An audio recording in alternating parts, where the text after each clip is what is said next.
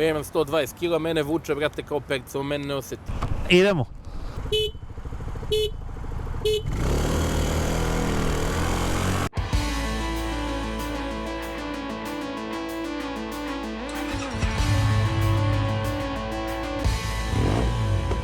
Hvala vam na podršci koju pružate udruženju. I dragi ljubitelji skutera, dobrodošli na kanal. Možda vreme nas ne služi onako kao što bismo mi to želeli, ali to nas nije zaustavilo da se okupimo ovde sa našim gostom, Sinišom i njegovom Yamahom X-Maxu tek opremi. Je li tako, Siniša? Jeste, tek oprema, 2022. godište. Novog sam kupio. Nisam hteo više da se mačujem, što bi se reklo, sa majstorima, sa tim prevarantima pojedinim s kojim sam imao loše iskustva. Imao sam pre toga Apriliju, neku Leonardo. Malo se nešto kvarila, često idi kod majstora, popravljaj, čekaj, dođi sutra, dođi prek sutra. Pre toga sam razmatrao kupovinu BMW C400 GT, gledao sam i Honda ADV 350 i Forcu 350, ali čini mi se da dileri tada Hondu nisu imali odmah na stanju, na lageru. Jedino je Yamaha, i imao je BMW je imao C400, koji je bio 9000 i nešto evra je koštao nov. Čak i tad, pre skoro 3 godine. Da. Znači BMW je tada koštao negdje oko 9400, tako je bio nov, dok je Yamaha ovo u tek opremi bila 6800 i presudni moment je bio kada me zadnji put Aprilija ostavila kod Sava centra u putu. Ja zovem Bunjazera, petak je bilo popodne, i zovem Bunjazera, dođi kombijem po mene i vozi me pravo u Yamahin salon. Je li tako bilo? Da, to je bio april mesec, a 6 meseci unazad sam ja dolazio kao klinac ispred izloga u Yamahu Barrier, tamo gledao, odmeravao, da li ću, neću, hoću, polovnost, ovo ono, i kažem, kad se ta Aprilija srećom tako pokvarila tu u gradu, došao Bunjazer po mene, natovarili smo Apriliju u kombi, ispred salona, oni već ljudi zatvaraju, gotovo je bilo, posle 5 je nešto bilo popodne. I oni, ja trčim, oni me videli i otvaraju, šta je, kaže sad Siniša, šta je bilo? Rekao, brate, evo keš kapanja za motor, kad će bude papirni i to gotovo, kad će budu papirni gotovi? Kaže, par dana, kao u sredu, kao okej, ja keširam 100.000 dinara i došao posle u sredu, još 700-800.000 je ravno on koštao. I kupim to novo. U početku malo mi je bilo ono, ljudi, kaže Bunjazer, brate, da li si mogao kupiš kola jednog BMW-a, drugog, ne, ja hoću skuter, hoću nov i to je to. Ova Yamaha iz ove godine, odnosno ova generacija Yamahinih skutera, možda i najlepša u seriji, bez obzira na bilo šta. I jeste ova lepa serija od 2000, ako se ne varam, 24. ili 3. ispravite me molim vas, sa onim X napred. Jeste to futuristički, jeste to moderno, jeste to drugačije, ali ova maska sa ovim LED svetlima je prosto nešto što retko kome može, a da se ne dopadne. Siniša, reci mi, kako si ti zadovoljan generalnom mašinom? Kako bi je opisao? Na koji način ona tebi, hajde da kažem, leži, kako te služi i da li si za ovih 40 i kusur hiljada kilometara imao nekih izazova generalno sa mašinom ili u bilo kom smislu te reči? Pa evo, za 45.000 slobodno, znači mogu da kažem, problem koji sam imao sa njim jeste ticao se ovoga prednjeg levog prekidača za migavac. Aha. To je nešto malo kočilo i otišao sam kod njih, u garantnom roku su oni to nešto podmazali tamo ovamo i to je to. Ključ je bio malo problem, baterija se nešto bila ispraznila i ozbiljnijih problema, znači nije ništa bilo. Mehaničkih, da kažemo, ne, ništa. To je to, Yamaha, je li tako? Nema šta, to je Nema. Da Ja li se- potpisujem za njega i sad bih mogu, znači on ima 45.000 na satu. Ja mislim da on do 100.000 uz normalno neko održanje može da ide i ići će sigurno. I jedno od najboljih vešanja generalno od svih skutera koje sam probao, hajde da kažem nove generacije. Ja volim da budem objektivan i subjektivan prema svim modelima, bez obzira na to što vozim marku koju vozim. Stojim iza toga da ova Yamaha jednostavno ima tako dobro vešanje da retko koji skuter u ovoj kategoriji ima. Pominjali smo C400 GT, on jeste udoban, hajde da kažem preudoban. Preko rupa i neravnina prelazi kao džip. Znači pređete i ne osjećate. Kod Yamahe je malo drugačije. Smatram da je, ako smo rekli da je C400 GT džip, onda je ovo neki sportski automobil koji jednostavno osetite način na koji on prelazi preko tih neravnina onako malo tvrđe. Ono što se priča u društvu, a to je da je Yamaha postala skupa. Dakle, onaj tek oprema, ajde da kažem van sajamska cena, izlazi i preko 8.000 evra, pogotovo ako se uzme ona plus varijanta. Da li ti misliš da je to skupa cifra za nešto što pruža taj skuter i taj brand? Pa pazi, dolazimo opet do zaključka, sve se vrti oko para. Po meni je uvek najbolja opcija kupiti novo iz salona. Znači kupiš novo iz salona i ne razmišljaš. Koštaju ti servisi, košta to sve, ali brate mojih živaca, znači nema cenu niko da plati. Jaka jeste cena, nema tu šta. Znači cena od 8.000 za taj nov model, Tech Plus, je jaka cena. Nisam ga probao, nisam ga vozio, ne znam kakav je i šta pruža, verovatno je agregat je, čini mi se, isti kao i na ovom modelu, to su samo neke finese, malo ekran, display, to su izmenili. Iskreno je sve poskupio, nemaš ti šta da kupiš, brate, više za sad, ne znam, on je 6.800 bio tek, 6.200 je bio običan. Dodatna oprema je, eto, plus, pazi, ti kad kupiš taj Tech Plus, znači ti računaš još 700 evra, računaš nosač i kofer. I tu ide isto dosta para. Da li je precenjen? Ne bih sad to komentario jer ne znam, nisam ga vozio. Ali po meni ovaj model koji ja imam vredi svaku paru. Znači ja se kunem u njega, znači to je motor koji, kažem, sednem i idem na put 2-3 km, ne razmišljam da li ću negde da ostanem, da li će nešto se pokvari, ne. Ništa, znači, osmeh na lice, malo kinte za put. I mešajte kukovima. I nema, brate, udoban, znači voziš. Da. Reci mi sad ovu stvar. Ti si rekao da ti je malo knap, pogotovo za neka duža putovanja. Da. Evo gledalci koji gledaju, recimo, ovaj video, koji hoće da kupe Yamahu. Šta bi ti njima preporučio ukoliko su viši od 180 cm? Da li bi to njima bilo udobno za duža putovanja ili da se drže po gradu? Ajde, recimo da slomimo i tu neku barijeru što se tiče udobnosti. Pa pazi, pre svega svako ko hoće da kupi imaju opciju, brate, da sedne i da provoza, da uzme na test. Evo, ja sam voljan, kogod bude hteo da se dvoumi da kupi, slobodno neka me nazove, ja ću dati moj motor, neka voze, neka probaju. Subjektivno je sada, znači sve zavisi kako kome šta leži, kako kome šta odgovara. Za, ne znam, opet kajem, 180, to su višlji tipovi. Ne znam, tu ne znam. Mora probati. Mora da se proba, znači i džabe, i kaciga, i jakna, sve, znači mora se proba, pa normalno, brate, i vozilo i motor koje kupuješ, znači mora probaš.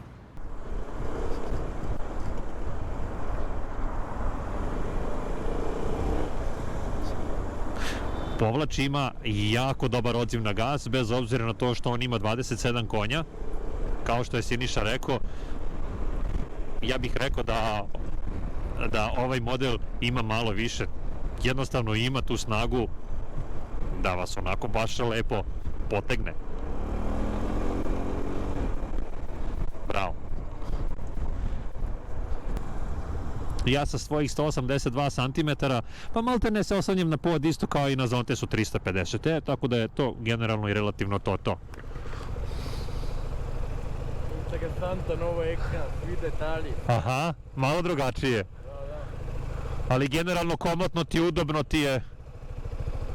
Da, dobar je, kajem sam mogu položaj nisu malo. Jeste, malo, Sam navikao, znaš. malo više turistički. Što se tiče inače udobnosti sedišta, to je fantastično. Lepo, udobno, prija mojim leđima. Pitao sam Sinišu na koliko kilometara se rade redovni servisi i koliko oni koštaju.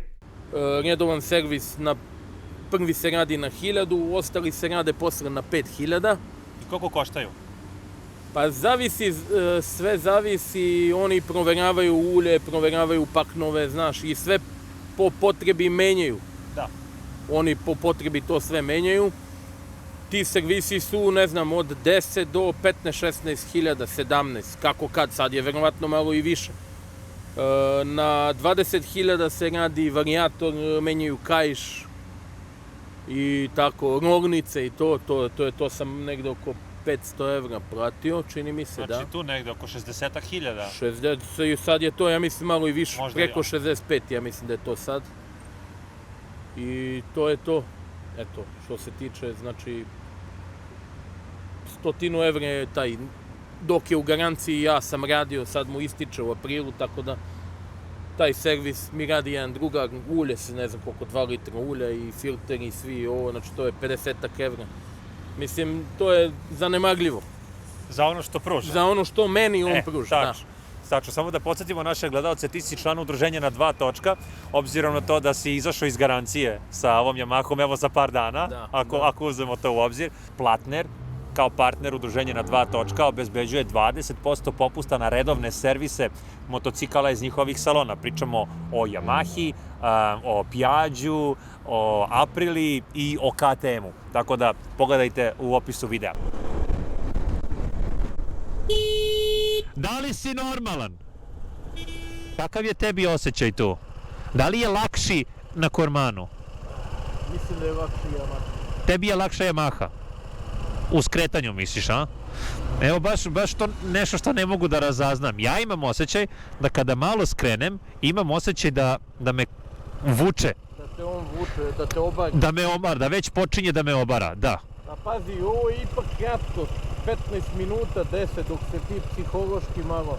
Jel to? Treba vremena malo da, znaš, da se opustiš, da... Jeste, da. Ali to je ona prva promjena, prvi osjećaj. Pa evo, kažem ti, meni je recimo volan viši, nekako mi je lakši na ovome, na volanu, položaj sedenja, slično kao na Yamaha. Tačno, visina slična. Visina je slična. To je to. Ne koči ni on nešto sad drastičnije bolje nego, znaš, ja mislim da on ima loše kočnice. Ne, on ima jako dobri kočnice, ali po meni trebalo bi malo jače za tu vožnju, agresivniju za grad malo. Mislim da bi mogao možda malo i jače da koči. Ali ni ovaj Zontes, na primjer, ne koči nešto sad da on zabada, ne. Tu su. Da, to je to. Idemo na autoput. Važi? Hajde. Da, evo, baš sam pričao sa Sinišom što se tiče kočenja. Pa relativno i generalno utisak kočenja je identičan. Ali ove rupe, ma kakvi. Moj Zontes ne prolazi ovako rupe. Junački, stoički, vešanje je nešto što ne može da se poredi. Što se tiče vibracija, odnosno samog rada agregata, možda Zontes ima za nijansu, kako bih to rekao, agresivni rad agregata. Rekao bih, kaži. Prekinuo sam te. Kaži. Poteže i Zontes. Ja mislim da je jači agregat ovdje. Jeste, za 10 konja. Da, poteže i on. Da. Poteže baš. Izuva. Da, Sad kad budem otešći na autoput 120 ne osjeća, sad ćeš da vidiš. Cruiser. Dobro. Ono što kažem, agregat je malo laganiji kod njega, ne vibrira toliko, tiši je ovaj. Tiši, ja. Jeste, kad se vrti tu negde na 4-5 hiljada, jako je tiši, meni se to dopada recimo. Da. On malo reži tu već na 5000, no i treba, ali ovako što se tiče Yamahe kao agregata, mislim da je on tu mnogo... U klasi, ja mislim... Jest, tačno, To je provereno. tačno. Šta bi nam ti rekao, koja je njegova potrošnja? To me isto kod njega najviše oduševljava, znači ta potrošnja sa osmehom na licu, kad se isprazni rezervar, ja stanem, brate, na pumpu, natočim za 1.500 dinara, ja se 2 nedelje vozim tu po gradu, tamo, ovamo, znači 250 km. Znači da je to negde oko 3,5 litre grad. Oko 3,5, ja sam malo i teži, znači na otvorenom kad ga zgazi malo preko 120, 130, znači ide tu 3,5, 3,7, ali da kažemo, prosek neki 3,5 litara na 100 je potrošnja. Voziš ovu Yamahu, evo, ajde da kažem 3 godine, šta bi ti volao da vidiš na nekim novim Yamahinim modelima, ono što bi ti volao da bude, ako može, bolje? Evo ovako, reći ću ti, jer sam ja ovde malo nešto, znači, upisao, znači neke pozitivne stvari i neke stvari koje mi, znači, smetaju. Znači, rekao sam, što se tiče udobnosti sedenja, to je, znači, meni odgovara, jer sam te visine i kompaktan, znači sam u njemu kad sedim, znači to je to. Zaprimljena prtljažnika. Na BMW-ovom onom modelu C400 GT podiže se gepek i imaš samo mesta za jednu kacigu. Kod Yamahe imaš dupli prostor, znači 2 full face kacige mogu da stanu. Znači to dosta. Znači ubaciš stvari, ubaciš torbu, ranac, ne znam ni ja, ko nema kofer, znači mu svaki centimetar, svaki kubik prostora nekog da nešto ubaci kad ide na putovanja. Znači, kvalitet izrade je okej, znači, to su sve materijali, brate, nema da škripi, nema da kvrcka, nema da... Znači, to je, brate, Yamaha. Ne hvalim, ali pričamo o ono, znači, Znači, podvozan je, lako se vozi, lepo ide, znači, lepo vuče, lepo ubrzava. Mala potrošnja, to smo rekli. Laganije je za manevar, jer je to solinsko rastojanje malo, ne znam, meni je lakši od enduro motora, ono koji je, brate, teže 250 kg, znači to je za grad nemoguća misija, ovo je top priča. Šta bih promenio na ovom? Znači, ne sviđa mi se neke opcije kako se otvaraju sedišta i gepek, to su neke finese, znači mora da udaš kontakt pa da onda otvoriš preko ovih dugmića sedište i preko ključa se otvara gepek. Malo jača sila treba se primeni prilikom kočenja. Znači mogao bi malo bolje da koči. Eto to. I to je to, znači loše iskustvo i sa ljudima u salonu koje sam ti malo prije napomenuo da sam imao. Stara ekipa koji su radili u Yamahi su momci stvarno bili, da kažemo, ljubazni 100%. Kad dođeš u salon, brate, kao da smo na pijacu došli, a ne u salon, razumeš, tako se oni malo to ophode prema mušterijama, što ne bi smelo, jer Yamaha je jedna ozbiljna kuća. To je iskreno moje, znači, zaključak, znači, nemam šta niti da reklamiram, niti da blatim, ni njih, ni partner, ali ima momaka stvarno koji rade svoj posao perfektno, to bez daljnjeg, znači tu Srđan, tu je bio Vuk dok je radio, pozdrav za njih, znači stvarno, uglavnom je okej. Meni je to bitno kako se oni ophode prema kupcima, prema mušterijama, jer, brate, ja sam potencijalni kupac, znači ja sam došao, kod vas to održavam, kod vas to plaćam, znači vi uzimate pare, ajde, neki osmeh na lice, dobar dan, izvolite, izvinite ako smo pogrešili, a ne, znaš, ono kao da smo na pijaci, da se sad mi tu nadmećemo, nešto da se prepiremo i da ne idemo uvek logikom da je kupac u pravu, brate, bar budi realan, znači bar budi ono, da kažemo, normalan, izvinite, budi ljubazan, došao si tu, znači tu radiš, Yamaha je ozbiljna kuća, kao što sam rekao, znači ne sme tako sebi nešto da dozvoli.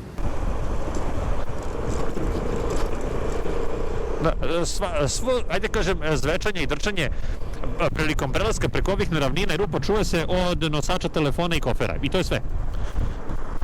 Ono što bih ja voleo, odnosno ajde da kažem ono što bih ja voleo, po mom ukusu mogu reći što se tiče retrovizora da mi nekako malo skraćuju to vidno polje, imam osjećaj kao da mi ovde malo nedostaje ovaj ćošak koji smanjuje celo to vidno polje, ali dobro, iz tog razloga Siniša je zato iskosio ovaj retrovizor i prilagodio ga sebi da mu malo više i odgovara.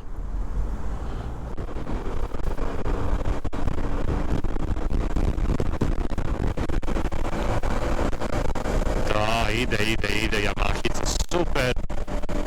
Da, ovaj agregat fantastično radi na 5000 obrtaja, dakle, praktično je nečujan, ne umara se, to 5-6 obrtaja za ovu Yamahu je med i mleko i to je ono što pokazuje u stvari ceo ovaj kvalitet ove mašine. Gde si sa njim sve bio? Pa evo ovako, kad sam kupio te godine nisam baš imao hrabrosti da se upuštam u tako neke duže turnje, duže relacije, ali je prva onako malo, da kažemo, duža bila, išli smo u Višegrad, išli smo na Tarnu i Zlatiborski okrug smo tamo kompletno okolna sela, mesta, znači vozili, tu normalno po gradu, Smederevo, pošto tamo živim, jedno selo kod Smederevo, Sipaonica tačnije, te vožnje vikendom do tamo i nazad, tu po gradu, znači te prve godine možda sam ja tu oko 10-12 hiljada prešao s njom. 23. sam išao u Crnu Goru na more preko Žabljaka normalno. Imao sam priliku i da odem na Alpe u Austriju, ali nisam ga vozio, nego sam ga natovario na prikolicu.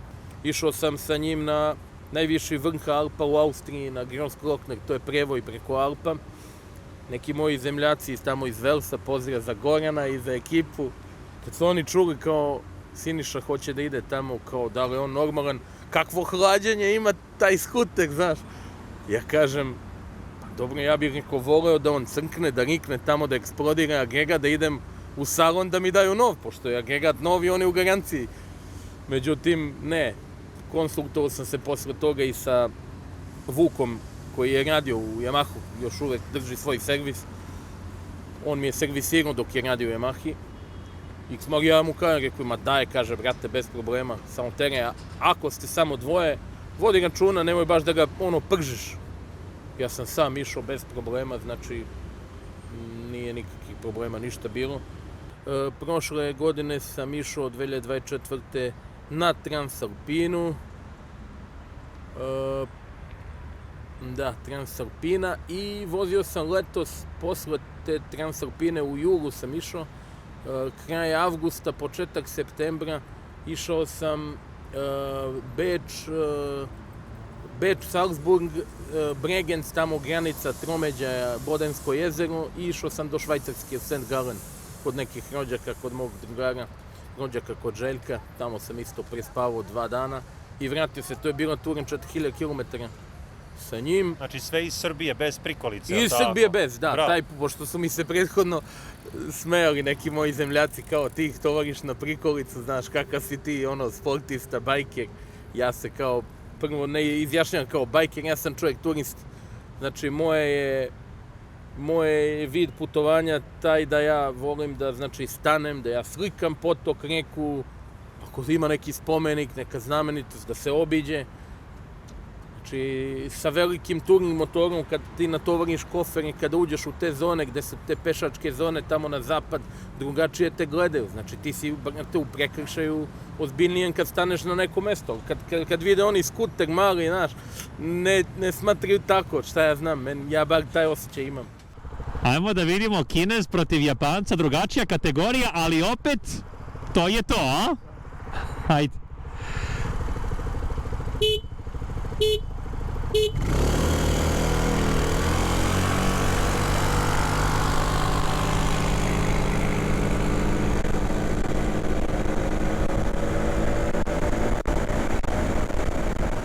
Da li ti u ovom trenutku vidiš sebe na nekom drugom skuteru i da li ćeš nastaviti da voziš Yamahu ili trenutno se tebi javljaju i neki drugi brendovi modeli? Forza 750. Nema je još uvek na lageru ovde u Hondi, nema ni na testu. Ne žurim, znači neću da žurim, kažu tek na leto će stići. Pa ćemo da vidimo što se tiče, najozbiljnije razmišljam o toj, znači, Forzi 750. T-Max sam, kažem, probao, nisam nešto oduševljen. ovi ostali brendovi, ne, Yamaha je po meni onako top. Divno, pa ništa, ajmo da sačekamo i to leto pa da vidimo šta će da urade u Hondi. Da vidimo šta će da bude, da. Da podsjetimo gledaoce, 26. aprila ispred salona Eurosuma na njihovom parkingu organizujemo jedan skup, odnosno ta kuća organizuje jedan open i test day gde pozivamo sve naše gledaoce da nam se pridruže. Dakle, subota 26. april sa početkom u 10 sati, nakon čega ćemo oko podneva da se odvezemo do Avale. Da li ćeš biti tu, jer ti vreme dozvoljava? Vrlo verovatno, da, ne smem da planiram ništa unaprijed, ali vrlo verovatno. Imam ja svoj neki kalendar koji ja popunjavam tako ali mislim da ću ići, da, ići ću, verovatno. Pa nadamo se i toj vožnji. Da. Ti ćeš kao jedan mali poklončić dobiti i onaj privezak samo skuteri, koji će svi naši gledaoci imati priliku da sebi priušte na to. Eto vidiš, opremljen si, eto vidiš. Da, tu je negde. Ja sam i zaboravio već da sam ti, da te potkupim da dođeš da budeš gost. A svi gledaoci imaće prilike da priušte takav jedan privezak sebi na tom skupu kao znak podrške mom radu, kao i majice samo skuteri i fluo prsluci koje ja inače nosim na svoj jakni koje ne skidam. Po jako pristupačnim cenama, opet, meni će to značiti kao nekoj vrsti preduzetnika. Idemo lagano nazad i evo da iskoristim ovu priliku. Dakle, ono što sam pričao, što se tiče same Yamahe, zaista agregat predivno radi na 5-6 hiljada obrtaja, slobodno, odvrni ga, da. Agregat predivno radi na tih 5-6 hiljada obrtaja, mislim da je 6 hiljada obrtaja za ovaj model neki optimum za tu neku krstariću brzinu oko 110 pa i do 120 km na čas ukoliko ne smeta vetar. Generalno, njegova povoznost je odlična, taj njegov međusovinski razmak je stvarno takav da ga za grad čini fenomenalnim. Ono što je Siniša zaboravio da kaže u našem intervjuu, to je da je 2 put menjao gume, na njemu su Michelin City Grip 2 i on je takvim gumama prezadovoljan. I tu ih menja na otprilike nekih 15.000 kilometara. Ono takođe što smo zaboravili da kažemo, a to je da ogrebotine koje postoje na plastici desile su mu se u jednom transportu ovog skutera i jedan statični pad. Tako da to su te neke ogrebotine, ajde da kažemo, životnog iskustva na ovom modelu. Inače, Siniša je sa njim prezadovoljan, odnosno zadovoljan. Sad, da li će kupiti Hondu 750 Forcu kada bude izašla ili možda će sebe nagraditi sa novijom verzijom Yamaha X-Max, ne znamo, ali u svakom slučaju da je ova mašina kvalitetna i da je odlično sklopljena, jeste, bez premca, tu se nema šta reći.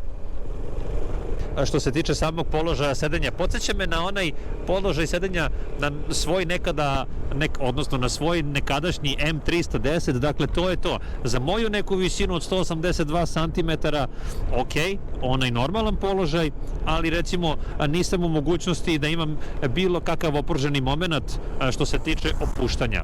To je ono, recimo, što bih ja voleo od Yamahe jednog dana da naprave, bar za malo nekako komotniji model.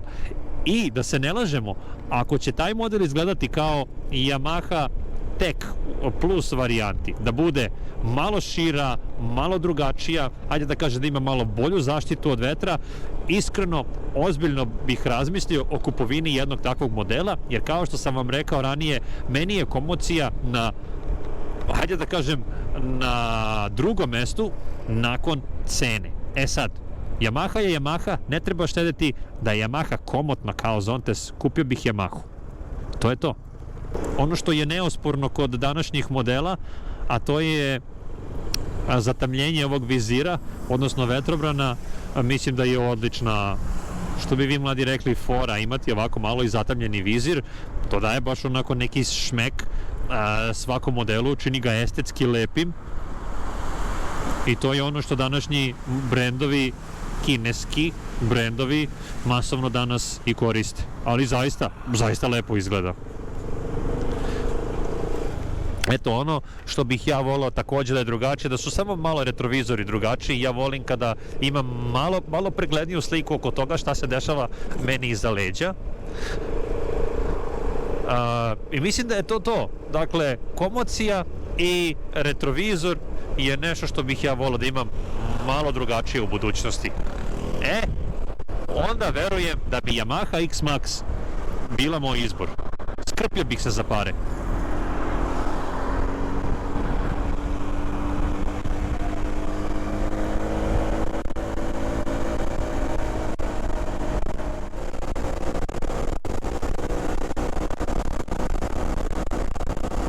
Evo, ulazi u forsiranje već.